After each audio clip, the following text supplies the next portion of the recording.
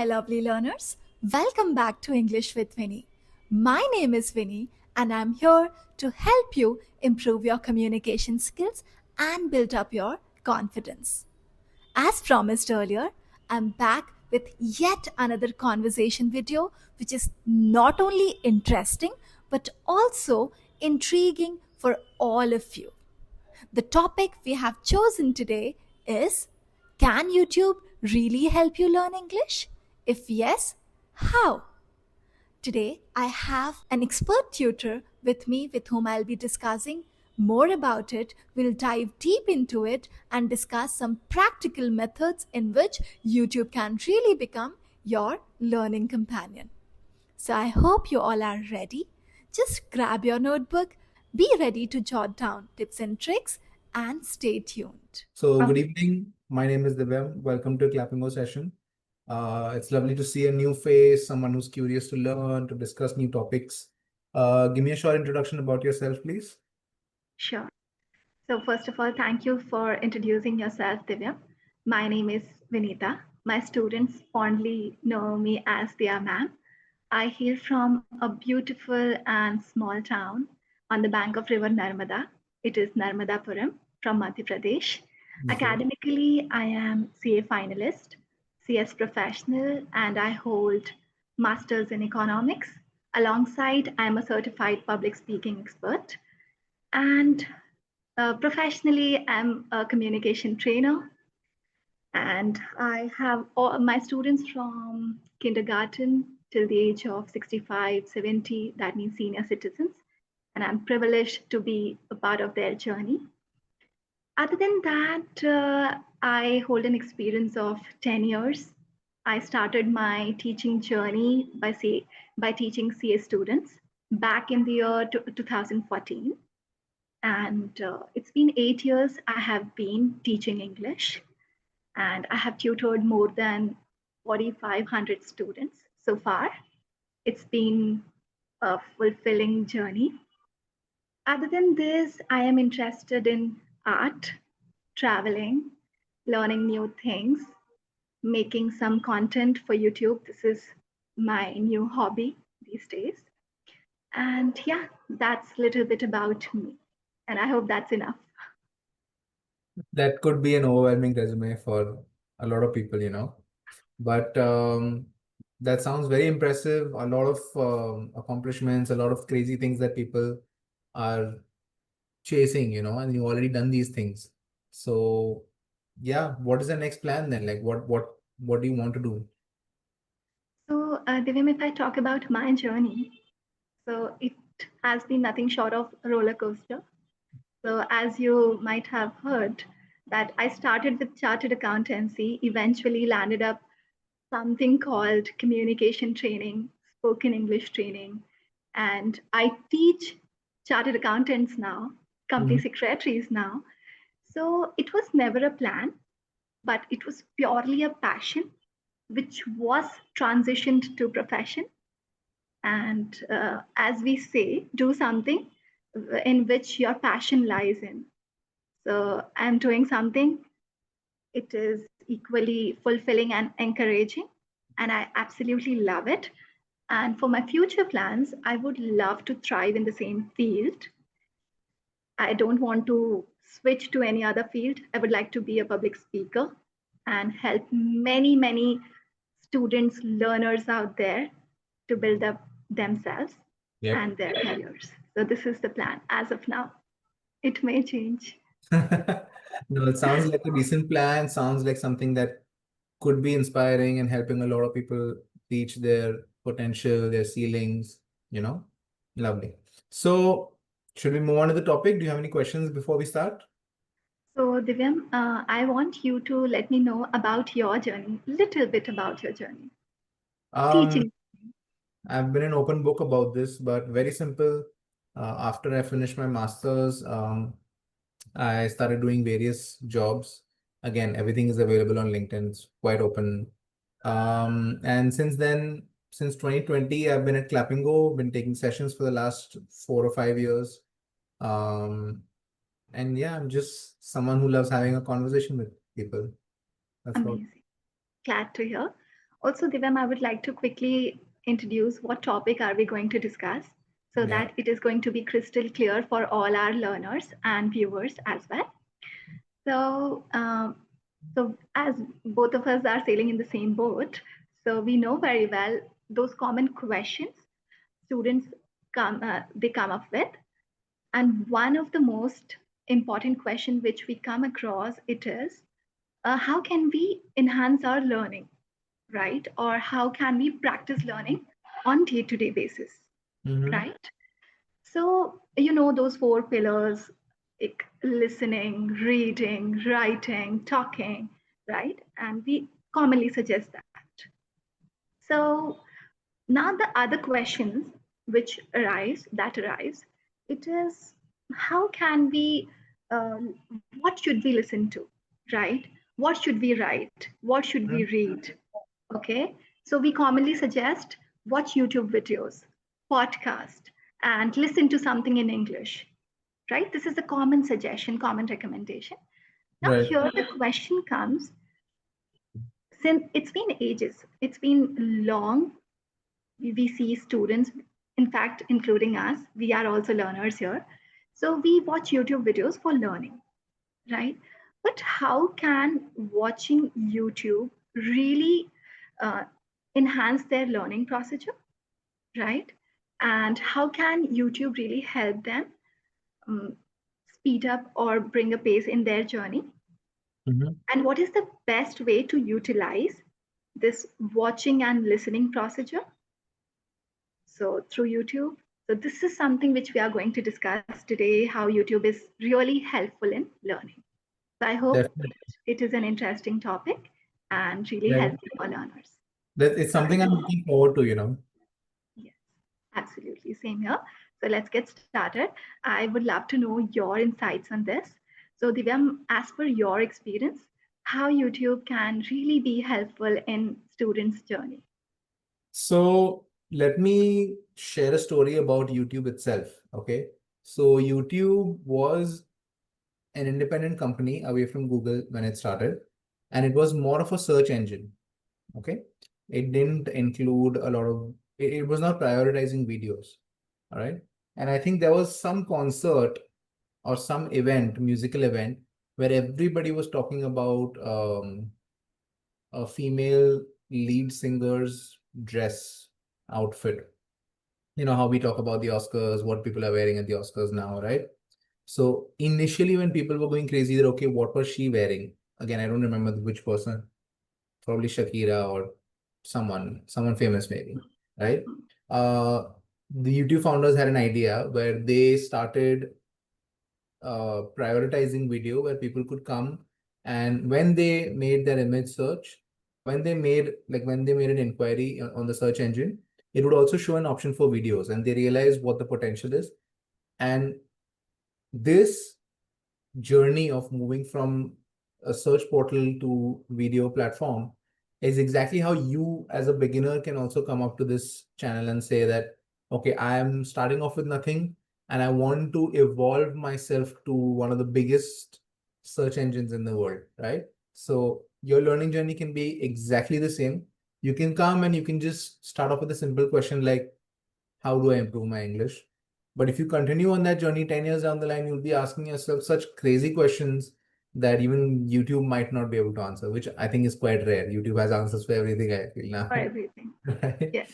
So, yeah, there are billions and billions of videos, millions of channels and creators who have so much information to share, right?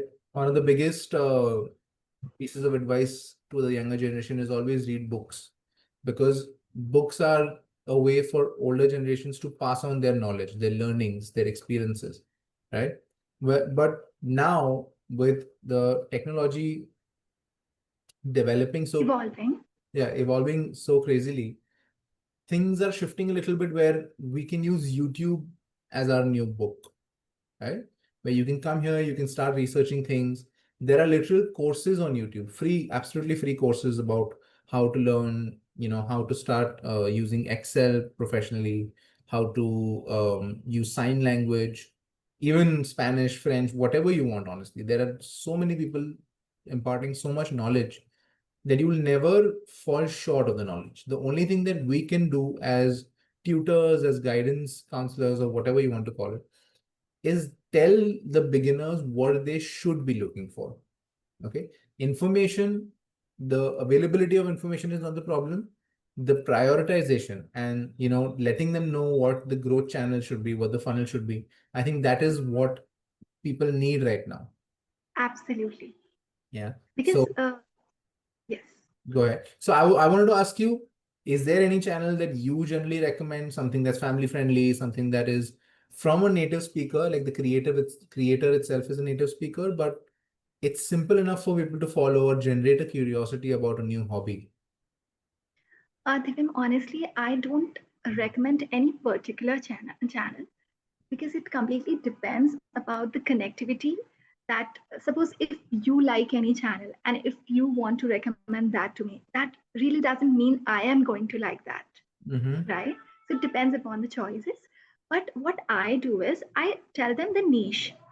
I tell them subscribe for something which particularly consists of a lot of English speeches, Right. right? Or subscribe a channel which consists of a lot of conversation videos. Or subscribe a channel where you will find a lot of day-to-day vocabulary. And I tell them not to just distract themselves by subscribing to hundreds of them at one time, because that is what learners do. They get What over. they do, and the algorithm, it is really distracting them. Once they subscribe one channel, they'll be getting n number of suggestions every now and they keep subscribing all of them.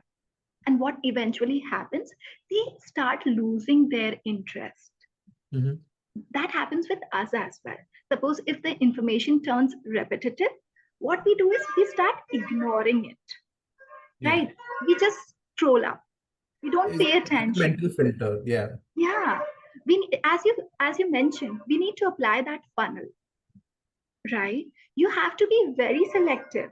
You have to subscribe. You should subscribe channels from all the areas like vocabulary, pronunciation.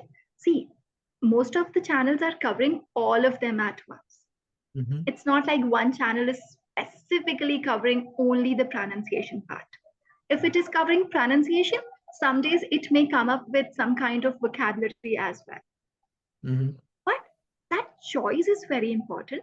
Instead of being that distracted learner, it's really important to channelize your energy and time in something which can really help you on day-to-day basis. So being selective is very, very important. And I just suggest them the niche, not any particular channel. So this is my way of suggestions. Yeah, definitely. See, the thing is, there are so many different types of learners out there, and there are so many different types of tutors.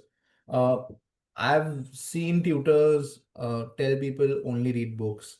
I've seen a lot of guidance counselors tell people just read newspapers. So none of these pieces of advice are wrong.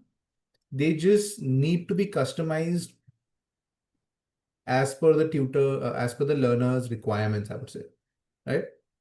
So one thing that I generally recommend to a lot of my learners is find new hobbies and interests and just make sure that you are learning all of it in English, preferably through a native speaker, because in India we have this bad habit, I have it as well, where we'll say, yeah, uh, I also want, you know, which is grammatically so incorrect and it feels so wrong to native speakers. Like I've had friends who come up to me and say that why do Indians use want and also and these words so incorrectly? It feels off. It feels like you're talking in a different language. But I completely understand how our mind works because we've been drilled to speak fluently in our mother tongue. So there are words that are allowed to end with an also, is allowed to end in Okay. exactly. So it doesn't feel unnatural to us, but unless we expose ourselves to people who are saying it correctly, people who are that's why I always recommend family friendly channels, people who are talking about either facts, science, they're narrating stories. Because when it comes to conversations, there is always this risk of references. I personally feel that. So you might be listening to somebody who's from New York, and he's talking to somebody who's in London, and they might say things that you might not understand, celebrities, landmarks, certain wars that people are not very aware about, or certain taxes, right? So when it comes to conversations, I want to make sure that that is not your first exposure to YouTube or like to English, because it might feel very demotivating. It might feel like, I've had this because I've started researching certain topics, and they're so confusing, or the terminology is so heavy that I feel like, am I the idiot over here? Like, am I the one who doesn't understand this? They're just talking casually, like it's everyday, like it's an everyday conversation, right? So I want to make sure that my learners are saved from that. That's why I always tell them, adopt a hobby, find an interest, find, even if it is not about interest, find an interesting channel, right? I used to follow this guy called Domix, okay, Domics. So basically, his name was Dom, and he used to make comics, right? So his name is Domix. So he just had this very simple way of narrating stories about his life, like maybe 5, 7 minute videos, but he would sketch them out. All right. So for me, the stories, yes, they were interesting. Even though he is an immigrant in America as an American citizen, uh, I didn't care about the English part, but the channel itself is so interesting. The way he Interesting. perceives information, the way he narrates the story, and he always has something positive to offer at the end. So I really liked that offering. Even though I didn't go there with the motive of learning more English or learning how to sketch, it just became like, yeah, this is every week he would A post. day-to-day habit. Not even a habit. Like, he would post once a week, but I would be really happy. Like, yes, I can't wait to see what he has posted. You know, There is always a curiosity, an interest. exactly. Yeah. Hmm. So this is what I tell them, that go experiment. If you can't find something that you like every week, just change it, right? Watch people who are cooking online. If you don't like that, watch a channel about gyms, or I Or don't know what. travel vlog. These days, you'll find a lot of vlogging, right? Yeah. Specifically in English. People are enjoying watching vlogs. This is what I have come to realize and know. Exactly. Not just people or creators in general making vlogs. Nowadays, businesses, small businesses, not even like brands, like small Hmm. businesses are doing it. I know so many places, like there's this guy called Spud Bros. Okay. So Hmm. he just has a food truck in the UK where he Okay. takes a potato, he splits it open, and then he just puts in like beans and fish and cheese, whatever that people want. It's like a Subway, but with like potatoes as a base. All right. So they're called Spud potatoes. Spud potatoes. So the company's name is Spud Bros. But it's just a food truck, and they've gotten massively successful through Instagram and YouTube because their interactions with the clients, the different types of orders, right? And obviously, when you're scrolling through Instagram at like 1 o'clock in the morning, yes, Instagram will give you delicious food to make you feel guilty and make you sort of spend your money. So these sort of channels don't offer you a lot of things, but they're so good. They make you feel so good about just the story itself. So don't always go to places with a set motive. Yes, it's good to have a structure. It's good to know what you're looking for, but then every now and then there's like a cheat day, right? So make sure that you're also consuming something that's fun, keeping you interested. Divyam, here, when you're talking about this, I just have one question. If I ask from you, right, at the end of the day, when you are completely exhausted, you might be opening that YouTube and maybe Instagram or some other social media application. So, what is the main purpose? Just be honest. What is the main purpose? For me personally, I like using Instagram. So for me, platforms are two different ways to do things. Okay. YouTube for me is about curiosity, learning new things, um, a little bit of news and general knowledge because I follow a lot of football teams. So, like, which players have they bought? What is the upcoming sort of fixture list, or what games are coming up? But that's a very small part of it. But on YouTube, it's more long-term content where it's like 20 minutes, 30-minute videos of either people playing certain games, because I play games on my laptop, so I like improving on that, right? I don't just want to do the same thing over and over again and not improve. So I do that. And mostly it's about football and gaming. But there are times where like 20 or 30% of my content is just random general knowledge. I was just talking to a learner today. I watched a whole video about how a combustion engine works and how like an electric engine is much more efficient than a combustion engine. So these snippets of just things that you may not know, like you might be interested in. That's what my mindset is when I open YouTube. Whereas if I'm sitting here and if I have 5 or 7 minutes left for the session, like and it's like, okay, it's too much of a hassle to open my tablet and then open YouTube to start a video, right? It's a whole task for me.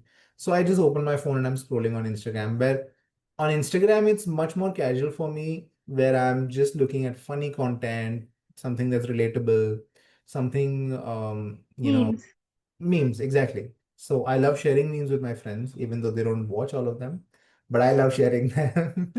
Um, Absolutely. yeah, so I think that is my mindset when I'm doing these two different things. So as you were talking about that food truck, Divya, so through that, what I could perceive is what we need, what people in general need is some creativity in whatever you create, be it Yeah. English, your travel journey, your whatever content you have.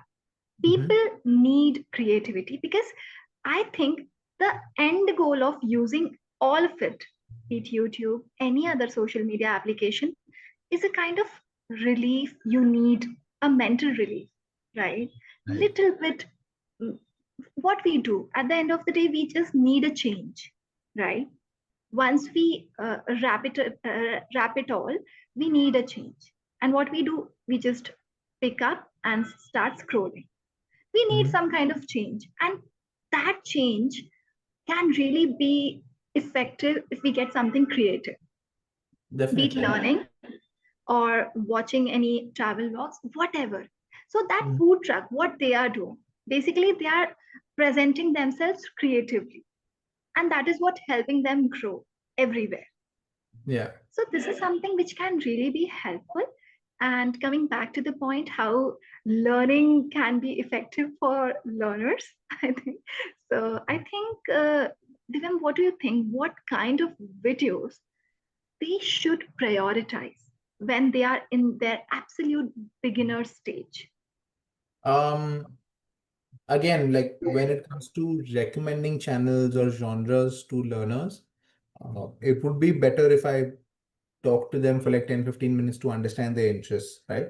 So Absolutely. as a hypothetical, let's say I'm talking to you and you've told me that your interests are, a little bit of creativity, art, accounting. So for me, I would recommend something to you if you were a complete beginner, like, and you were not able to comprehend complex concepts and, heavy vocabulary words. I wouldn't recommend something like that. So for you, I would say that even though you are very analytical, I can see how your mind works. It's more numbers, it's more graphs, but you're also craving creativity. So you do need that self-expression for yourself. Balance. Exactly, Hmm. that balance, exactly. So for you, I would say that you can go through YouTube to find channels that post interesting and interesting stories about historical facts, wars, relationships between countries. And I know this may sound very boring, but trust me, YouTubers have gone to another level now. They'll find a way to make the story so interesting. There are videos out there that explain the whole World War, like all of it in like 2 minutes, like a crash course on World War. And they make it so simple. They make it just be like, yeah, this king shot that guy, they didn't like it, so now they're at war. Like obviously I'm not doing justice to it. But my point is, you can find ways where you'll watch one video and then suddenly you'll be like, okay, that's just 1 year, but I want to know everything that happened in the last 10 years about that war, right? So that curiosity generation is what I strive to achieve with people. So I'll give you things like I would definitely suggest this Domix guy to you, even though it may feel a little childish, but it doesn't matter how he presents it. It's obviously pretty and it's creative. Um, it's more about how he perceives incidents, right? Even though something incredibly bad happened to him, he'll say that, yes, but I learned how to self-control, how to self-regulate, I learned how to communicate with the people around me that I am not in a good space right now to make big decisions or to sort of, go through other things. So again, I'm not going to give you spoilers, but that is something that I would recommend to you. When it comes to randomly posting a video and giving general advice, I would say just watch something that is very basic in terms of science, right? Like how the light bulb was invented, how they got inspiration to make the light bulb, how they decided that it was a good thing to go to the moon, right? Not how they made the spacecraft, but the story of why they decided to go to the moon, Decided. right? So psychology comes into play here. Again, language is our goal that we want to improve our English, but we should also have that curiosity of why things happen, right? How smart cities are developed, how infrastructure can impact our lives in the long term, right? How inflation really hurts us or taxation really hurts us as a public aam aadmi, like you said. So these are concepts that I really like sort of poking people with, so that they have this general curiosity that yes, I want to know more. I'm a little bit more hungry to sort of go on YouTube and just randomly look at things. That quench is important for anything you do, Yeah. right? To learn more, that thirst. So in case of English also, we find learners, although all of them come with a lot of quench, a lot of hunger is there right in the beginning. But as time passes, I see some of them completely losing their interest. So they'll be joining sessions. Initially, they join every day, like 2, 3 sessions every day, right? Mhm. And they are like, I just want to be the one best speaker. But as time passes, as it is a month or maybe two, then it is like once in a week, like once in 10 days. So, what about that interest? It You know, diminishes, that right? happened with learners. Sorry to interrupt you, but with learners, I have this thing where I'm so um like eagle-eyed about this that I can notice how they're losing willpower, or how they're losing interest in the concept, in the journey itself, right? Because initially you'll see the first learner will come up fully like wearing formal clothes, perfect lighting, centered camera. They're sitting upright and they're like, yes sir, I'm ready to learn, right? But by the fifth session, they're slouching, they don't care about the lighting or their sort of how they're appearing, and then they'll reschedule or they'll cancel sessions, and I know already that they're in that phase of quitting, like they're almost there, right? So I always tell my learners, willpower is a finite resource. Okay. Absolutely. So basically design your life in such a way that you don't need willpower to do it. So one way that we can do this, like Mark, no, sorry, who was the CEO of Apple? uh, Zuckerberg, Steve Jobs, right? From Steve Jobs. Apple. So Steve Jobs was asked one day in an interview that, why do you always wear this black turtleneck? Like, do you not have other clothes? You're a billionaire. So he used to say that I don't want to make choices when I wake up, because our brain only has so much energy to make like 17 or 18 good choices in a day. So when I wake up, I don't want to sit and choose what shirt I want to wear, how presentable I want to look. So I've just bought all of my whole wardrobe is the same thing. So I just have to get up, wear it, so it feels like I'm on autopilot, and then go and make actual decisions at work, right? So similarly, I tell my learners, avoid pushing your exercises or your listening exercises or writing exercises till the end of the day, because that is when you have the least energy and the least willpower to do something. you know Sometimes you need to make sure that you're sleeping well, just so you wake up and you're like, yeah, I can't wait to start my day by finishing off this exercise, getting some fresh hot breakfast, and then getting like, running off to work. So that these methods are also very important in learning itself, not just what to do or how to do it. Totally. Divyam, I'm thoroughly enjoying having this conversation with you, and I believe you have got a lot to discuss on this topic. With Yes. that, let's wrap up this session and let's call it a day. At least I will call it a day now. Yeah. So let's do that. And Yes. have a great evening ahead, Divyam. Hope to see you very soon. Thank you Thank you so so much. much. Have a great weekend, and I'll see you soon. Thank you.